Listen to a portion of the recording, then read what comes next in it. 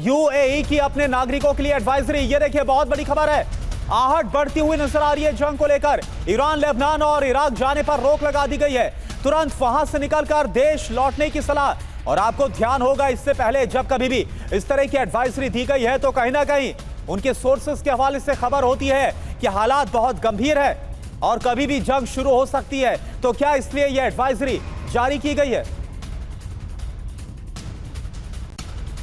और एक और बड़ी खबर, ईरान पर हमले से पहले यूएई में बहुत बड़ी तैयारी। इजराइल ने यूएई भेजा है लेजर सिस्टम। इस बार ईरानी मिसाइल को नष्ट करने में इसका इस्तेमाल होगा। यह देखिए, आपको याद होगा कि इससे पहले जो 40 दिन का युद्ध था उस दौरान सबसे ज्यादा खाड़ी देशों पर हमले हुए और उसमें यूएई को सबसे ज्यादा नुकसान उठाना पड़ा था हमलों के जरिए।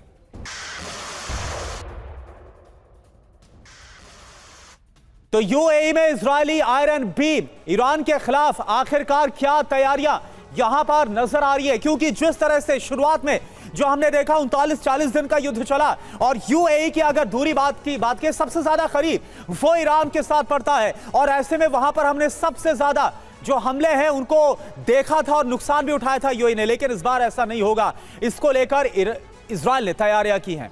खबर यह है कि ईरान के खिलाफ यूएई के साथ इजराइल खड़ा हुआ है। हमलों से बचाने के लिए एडवांस डिफेंस सिस्टम को भेज दिया गया है।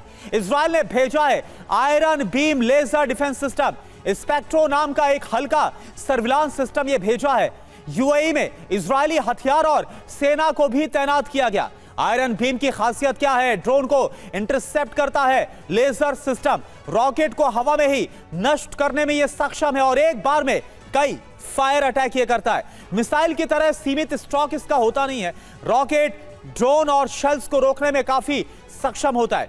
यूएई में ही तैनाती क्यों, यह भी सवाल है। क्योंकि देखिए, मिसाइल ड्रोन अटैक से बचाने की तैयारी है। ईरान के हमले को हवा में ही खत्म कर देगा यह defence system. Iron beam missile हमले को रोकेगा। स्पेक्ट्रो से 20 किलोमीटर दूर ही ड्रोन की पहचान हो जाएगी। और एक और बड़ी खबर, ट्रंप के आदेश पर मिडिल ईस्ट में एक बार फिर से बहुत बड़ी तैयारी।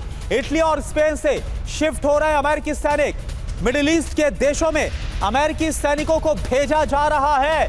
तो आप देखिए, यूं ही अंदाजा हवा में नहीं लगाया जा रहा कि एक बार फिर से जंग शुरू होने वाली है। लेकिन जो जमीनी हकीकत है उसके आधार पर यह सवाल खड़े हो रहे हैं कि क्या यह जंग अगले 24 से 48 घंटे में कभी भी शुरू हो जाएगी? क्योंकि जानकारी यह है कि इटली और स्पेन से भी अमेरिकी सैनिकों को मिडिल ईस्ट की तरफ रवाना कर दिया गया है।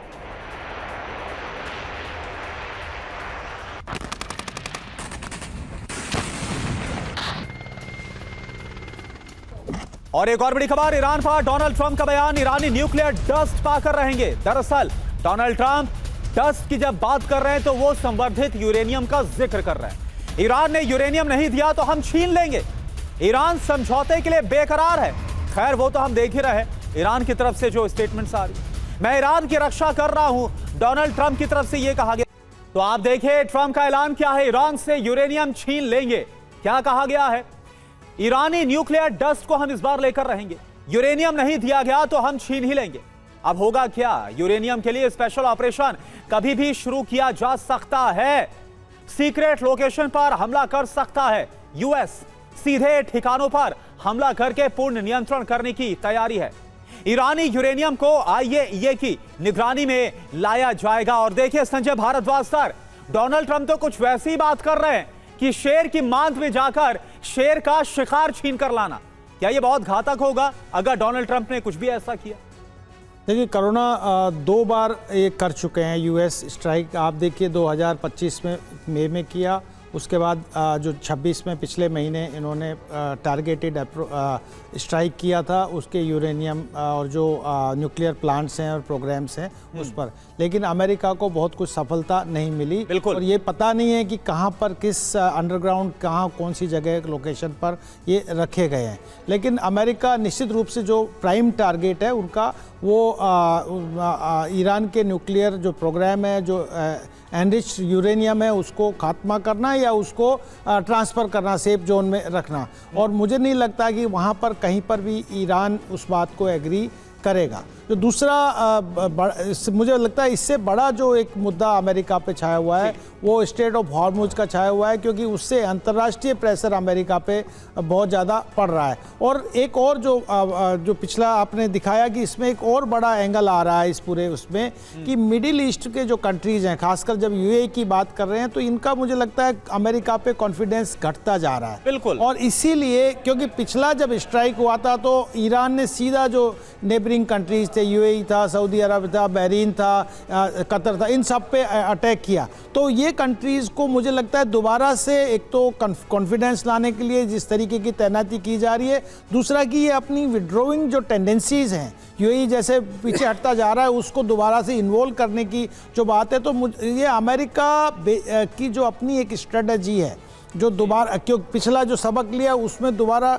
एक मजबूती के साथ आना चाहता है। लेकिन जो यूरेनियम का मुद्दा है उसको मुझे नहीं लगता कि उनका अमेरिका को बहुत बिल्कुल, यानी कि आपके हिसाब से अमेरिका अगर इस बार युद्ध छेड़ता है तो इतना आसान नहीं होने वाला। उसके लिए हालात बहुत अलग और भिन्न हो गए हैं। जो पहले फेज में हमने देखा, जो मिडिल ईस्ट की कंट्री है वो खुद विरोध कर रही हैं, और उसके अलावा अब जो ईरान है वो और ज्यादा सजग हो गया और ज्यादा अलर्ट हो गया।